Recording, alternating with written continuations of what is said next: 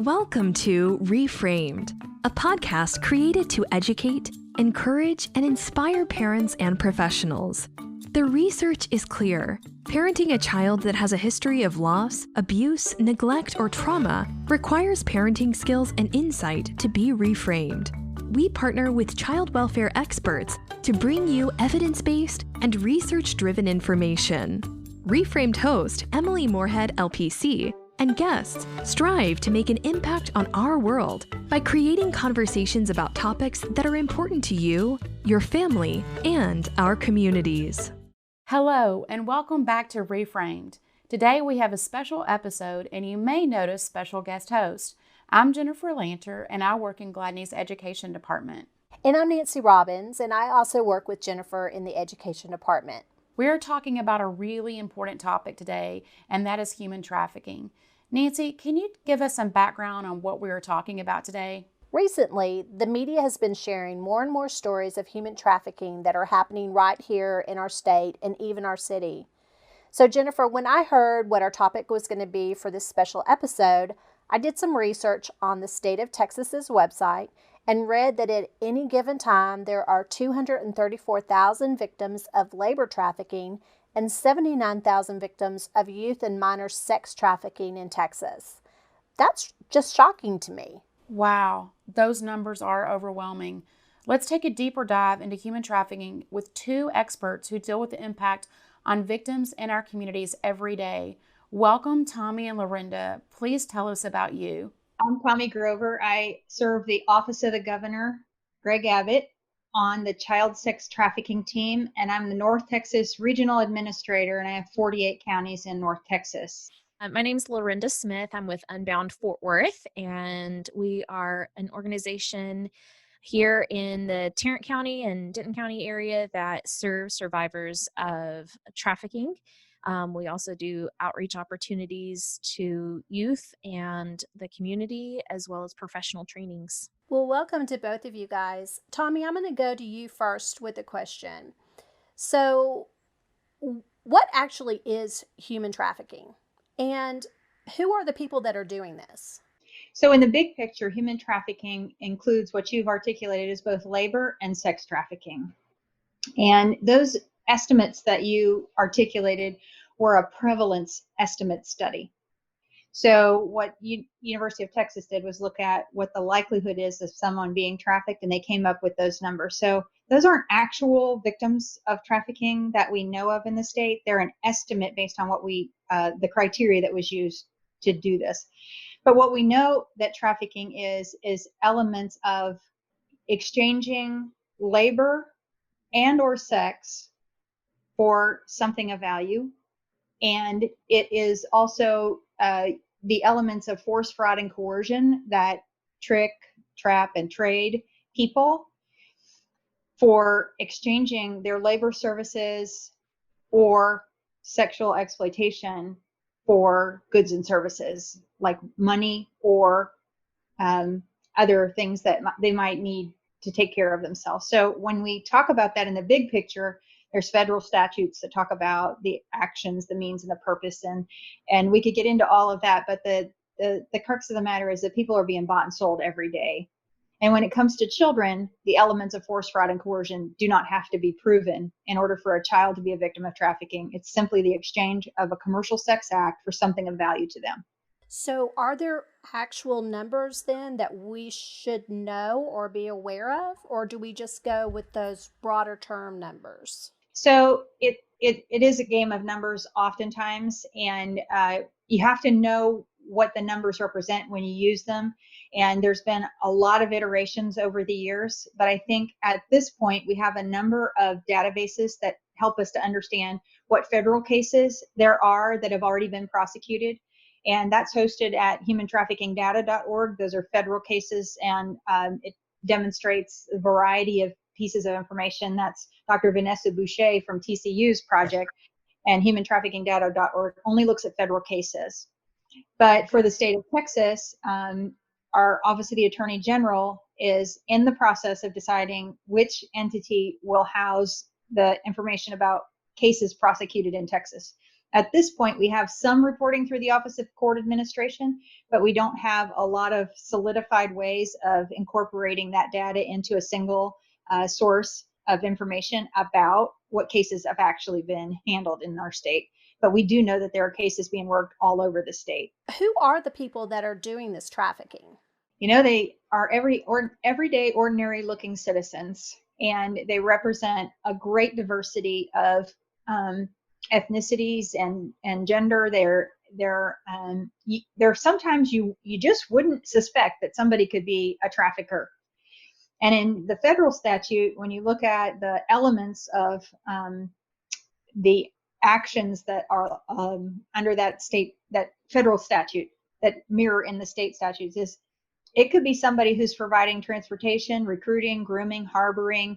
It could be a lot of things that someone who's engaged in trafficking, not just a pimp. We often just think of there's a pimp involved.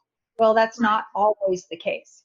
To me, it's so disturbing to think of traffickers in those terms, that it could be just anybody. And one of the things that I learned when I was doing some research about this, Lorinda, is that Texas is the second largest state for trafficking. Is that true?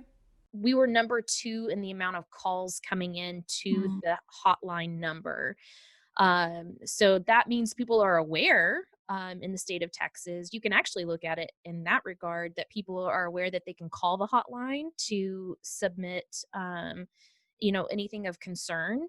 But not necessarily that statistic is saying that Texas is number 2, in the country for trafficking. But we do have a high percentage of trafficking victims that find their way into the state of Texas. The trafficker brings them in and or they're trafficked here. You would probably benefit from knowing at this point, she's absolutely right.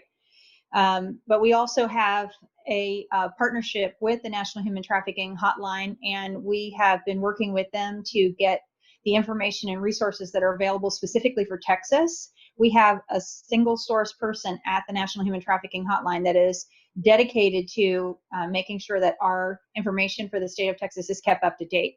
And we've been out asking for organizations that work in this space to make sure that they get on the internal or external directory that's available at the National Human Trafficking Hotline.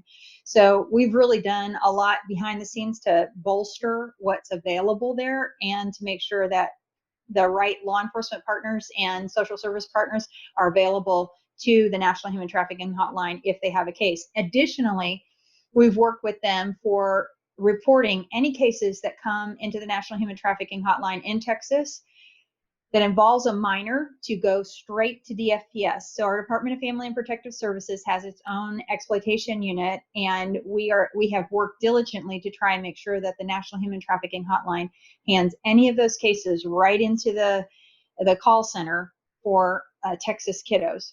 Okay, so then all of these databases are talking to each other in order to come up with a number, let's say. We take a lot of data from a lot of different places to try and paint a picture of what we're looking at, but it is, what's the source, how did they get to that information, and what's reality? So one of the things that we've brought to bear in Texas is the commercially sexually exploited youth identification tool, the See It tool. And we've actually got some really good numbers on kiddos that have been screened with that tool, and about 13% of our kids that are already known as high risk kids are screening as clear concern, which means there's a high likelihood that they've been exploited or that they're highly vulnerable to being exploited. And so we're starting to collect in a variety of ways the information that's available out there. We have a new platform that we've also started called Lighthouse in Texas. It's Allies Against Slavery in Austin that's developed this platform to bring the See It tool, care coordination information, and other options for integrating information into that one platform. And so we're working towards that. I wish it was already in place, and I wish that the OAG's office, but I can tell you that our team has only been in place for 5 years, and we've been able to accomplish a great deal. But all of that integration of information is going to take the will of a lot of different systems to bring it all together. We're working towards that. I promise you, we're working towards it. And I wish we had better, results already. But yeah, it's a good thing that's happening. I think awareness is so important. And I do feel like I was just telling Nancy, and I think you before we got started on the podcast, I was so naive to this problem. And I mean, I work in child welfare. And so I've learned so much just preparing for this show and talking to you guys already. So it's good to know what Texas is doing. Do you think that Texas is, when you look at the other states, are we high up there as far as what resources and what kinds of programs and things we have in place? Well, of course we are. We're Texans. When we see a problem, we address it, right? That's right. Especially when it's as egregious as our children being bought and sold for sexual exploitation. That's Yes. unacceptable. And the It is. legislature here agrees that's unacceptable. And so when they put us in the government code back in 2015, they gave us, a six-fold mission that includes research, it includes protection, which is the prevention piece, the recognition piece, being able to see what we haven't seen before, the recovery piece, how do we extract a child or help them to find their way out? What does the healing recovery look like? And how do we bring justice to these situations? How do we get the systems aligned? And there's a lot more to that at gov.texas.gov/CSTT about our team and how that was put together. But we have really seen, in comparison to what we know is going on in other states, that our state is working at a very high level using a public health framework. And I think this is the key, is we're not just doing one thing, we're doing all of those things simultaneously and moving systems to be in alignment with one another, and then helping the local community to own and operate local care coordination when a child is recognized. It's much like disaster preparedness in a lot of ways. We're getting people ready to understand, we just had another hurricane. It's just like, we got to get people ready to understand what the problems are when something like this happens. And then we've got to have a plan of action. So that's what we're working on in the local communities.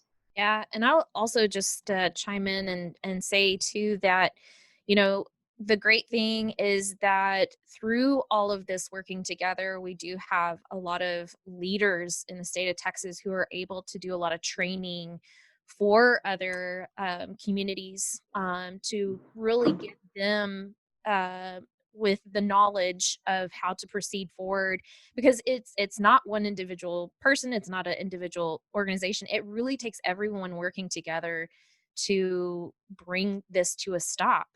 And I've actually been just amazed at how much the community, specifically here in the Dallas Fort Worth area, people don't try to say like, "Oh, that doesn't happen here." I mean, you might hear that occasionally, but we have a lot of community support, who individuals who are ready to take this on and put a stop to it.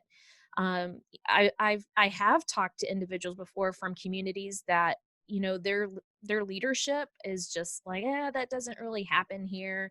And they have a lot of, it's hard to get a lot of individuals to um, you know come together and do something about it, because they don't believe it's happening. And I definitely don't see that here. I don't There's a lot of communities in Texas that we work with, and that has just been a really special bond in really bringing Texas to the top of the um, to being the leader in providing these kind of trainings and such. What are some of the things that we should be looking at? What are some of the signs? All right. So, there's a lot of information out there about human trafficking. There's good information, and then there's also information that's not as helpful, and also just a lot of information getting passed around social media of, my friend's friend was at the mall and this happened, and because it's your friend's friend, you got to think that that's for real. Right. And so, and not to make light of what someone has been through. I mean, there are people out there that have someone that is following them. That does happen, but a human trafficking situation, that's very rare. Um, you're more going to see the individual who is the smooth talking, relational kind of person. What Tommy was talking about, it's your everyday person that you never would suspect. And so they are preying on vulnerabilities of individuals. And so things that you can look for is like an older person hanging out with a younger a child.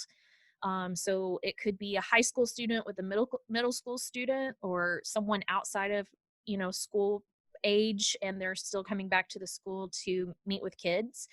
It could be online. Oh my, there's a whole spectrum of online safety of what parents need to be looking out for, as far as knowing what apps your kids are on, understanding what's happening on their cell phones or their tablets, whatever device that they're on, and also just as far as dating apps, things like that, that's actually the new way people meet each other. Is they even teenagers, they get on dating apps, and so they're going and meeting with individuals.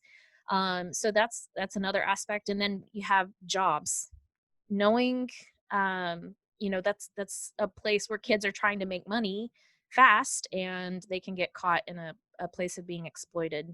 That is so interesting that even jobs and the dating apps, that just blows my mind. And I'm thinking about the vulnerable children that Gladney places that have already come from a really hard place, like foster care. We don't know everything that has been in their background.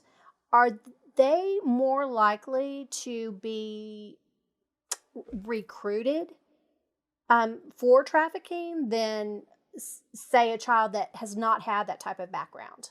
So kiddos who've been through foster care placement and have had issues of either domestic violence or homelessness or a whole host of other issues that are maybe systemic in their life. The systems in and around their life, their familial situation, job situation, moving a lot, transient nature, all of those things are kind of under the surface as possible vulnerabilities. And as we look at the tree of ACEs, which is the pair of ACEs, adverse community environments and adverse childhood experiences, when you connect those pieces and start to understand, kids have vulnerabilities in ways and in places that make them easy prey for those that would recruit on in their space due to either attachment disorder or attachment issues with their family members in their lifetime of history. Maybe they don't have the kind of attachment that allows them to stay in relationship there, and they're looking for someone to fill that attachment. And that makes them easy prey for these street psychologists, I call them, the traffickers, who will look for whatever that vulnerability is to try and intersect with that child's life and then recruit them. And so when a child is in conflict at home, I hate my new placement, I hate these people, and social media, and they're on this social media. Well, people are looking for those targeted ways of understanding when a child is in conflict and trying to be the solution, trying to get the attachment, trying to lure them to a relationship. That is the most often way that someone is recruited. I'll take care of you, come and meet with me. And that process can take a couple hours, it can take days, it can take weeks, and the traffickers are very, very patient. But the vulnerability issues are all of those things stacked on top of each other, because you might have one, but when you add two, you end up with complex trauma, right? And so Right. all of these traumas build one on the other and make a child just that much more susceptible. We've been working with TBRI, the Karen Purvis Institute for Trust-Based Relational Intervention, and they've done a specific training for us on commercially sexually exploited youth and how to interact with them. I'd love for you guys to have an opportunity to see that training. So how would our listeners find that training, Tommy? So you can go to the Karen Purvis Institute at TCU, and the TBRI training is available there. And I can certainly connect any of the listeners to Dr. Karen Furman and her team at the Child Development Center for TBRI training, and then they can direct you to the See It version of the TBRI training. Okay, because we also have trainings for, of course, our adoptive parents. Jennifer, you want to talk about the different trainings that we offer pre and post adoption? Sure. Gladney does offer several resources for not only just our adoptive families, but also child welfare professionals and others from Gladney University. And so we have a Facebook page that details all of our different trainings. And most of them are we have a lot of TBRR trainings and ACEs trainings. And so I feel like that would be really compatible. I would love to get you guys to Gladney for another training. I know you just did one for us, but I feel like we're just touching the tip of the iceberg here. There's really so much more to this topic, and it's so interesting and also very sad, but it's good to know that Texas has so many resources. The both of you are amazing. I love hearing about what you do and how you serve children. Tell us a story of a child that may have been saved and what happened to that child. And then I want to end with some more resources from both of you. One thing I will say is that, you know, when we're working with kids, um, just our advocates have that opportunity to connect with them on a level that, um, you know, law enforcement or other providers don't really have that option, or not option, but that opportunity. And it makes for a special bond to where, you know, we have individuals that continually communicate with that advocate, like as they're going through their healing journey. You know, we've had situations where they call their advocate and they're like, "Hey, I made a big mistake, and I need to tell you about it." You know, like they're actually calling their advocate to say, I made a mistake, you know, like, how do I work my way through this? Or we have we have individuals that we know that they carry like the letters of support. We have volunteers and members of the community that write letters of support that we send to those individuals, and they carry them from place to place to place. Like, those connects are so important, and we know long term how much it affects them to have that, to, you know, when they, you know, graduate from a program, that they know that they have individuals out there who are supporting them, who want the best for them. And so it creates those successful moments for those individuals. I think we have an opportunity to see just how important relationships are. What Lorinda's described is the secret sauce of helping these kiddos to find their way out. And we have seen where advocacy that's specifically designed for them has made the biggest difference, because they can get safety planning, they can get motivational interviewing to help them to move through these stages of change, and they can have a trust-based relationship. And there's plenty of research out there that talks about the influence of one person and the one relationship that's going to help them to break trauma bonds, that's going to help them to overcome the challenges and adversities that they've had in their life. And we're seeing great successes with that. And we have stories from all over the state right now. I too can't talk about specific cases, but I can tell you that our kiddos are starting to realize, when we can help them over a longer period of time, that there are options for their future and for a hope. And that's really the important pieces of what we hope these kids will have, is an understanding that they are valued, that they are important, and that we're moving heaven and earth, if you will, with the systems of Texas to try and make it possible for them to get what they need to be empowered to overcome the challenges and to move forward. And I would say, for your audience, if you see something, say something. It's kind of like Smokey the Bear.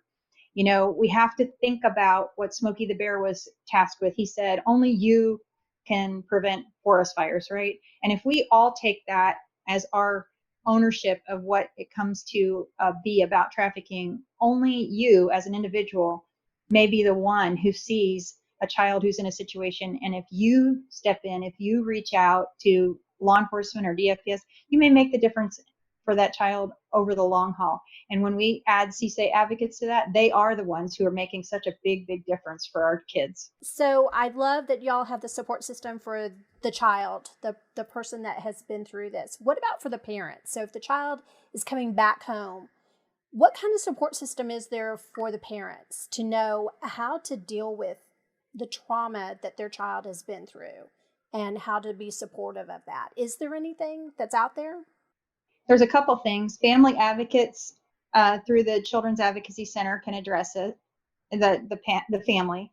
CSA advocates are really designed for the kids, and they do a lot of support for families. The National Center for Missing and Exploited Children also has a arm of what they're doing that's specifically for parents to help them to understand and get ready for a child who's coming home. And there's options through training for this through DFPS and their exploitation unit. So there are some supports there. I would say it's grassroots efforts that are really at the local level making the best impact for families who've been affected by trafficking. I know that just in doing research for this show, I ran across several videos. So listeners can definitely go to YouTube and find some. I think the FBI produced a few videos about victims and about how they were rescued, and basically their life was changed forever because of that.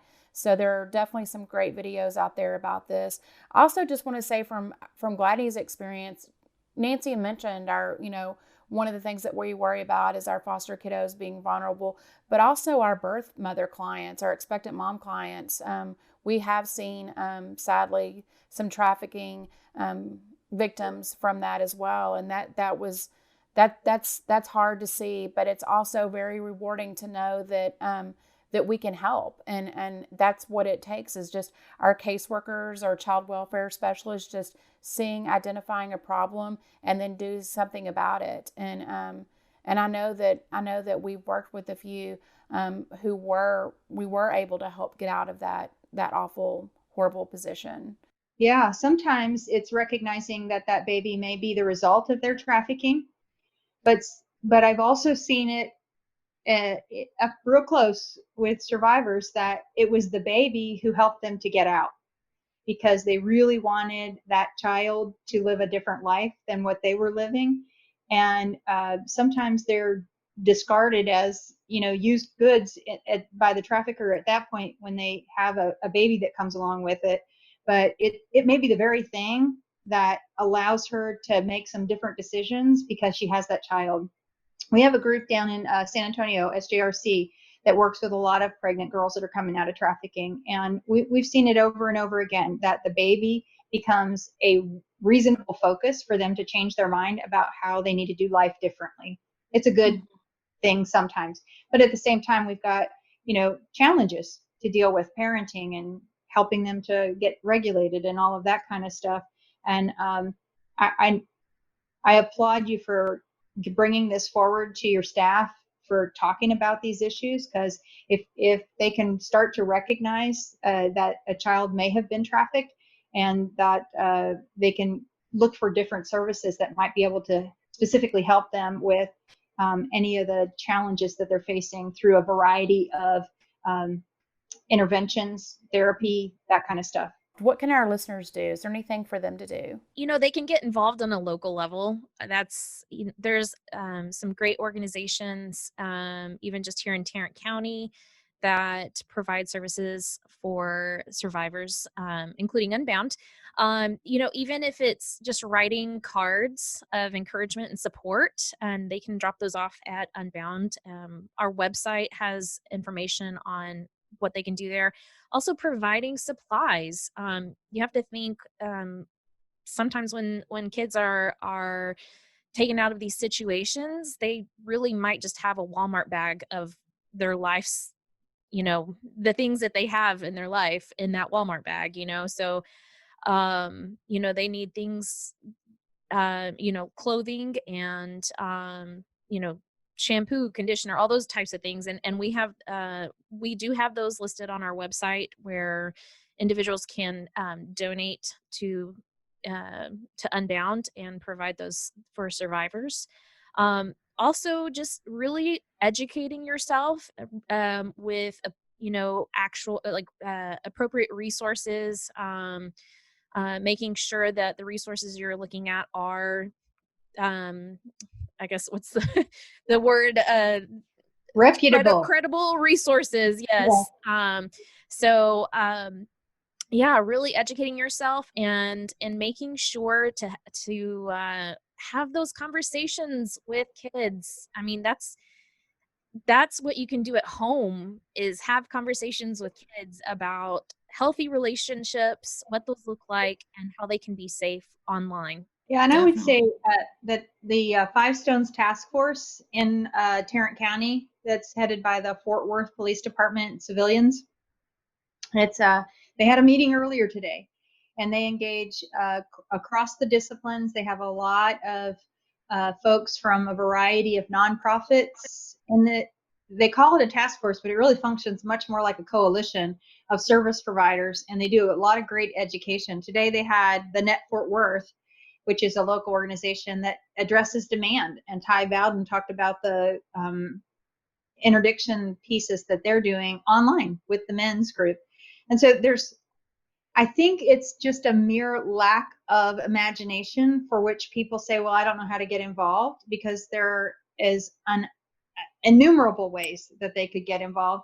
And if they're interested in raising money for these organizations, if they're interested in working with organizations who are startup, if they're, got an interest in serving on a board somewhere, there's plenty of organizations that are looking for, board members that could help them to put the best policies and practices and procedures in place. And I mean, there's just an innumerable way that people could get involved. And we're glad to help connect folks to local organizations. Tommy, Lorinda, thank you so much. I appreciate the passion that you bring to your jobs and the work that you're doing on behalf of our communities and our children. It's so important. Thanks for listening to Reframed. Visit gladneyuniversity.org to access the show notes and learn about upcoming trainings at Gladney University. We'd love your feedback, so please rate, review, and subscribe. Until next time.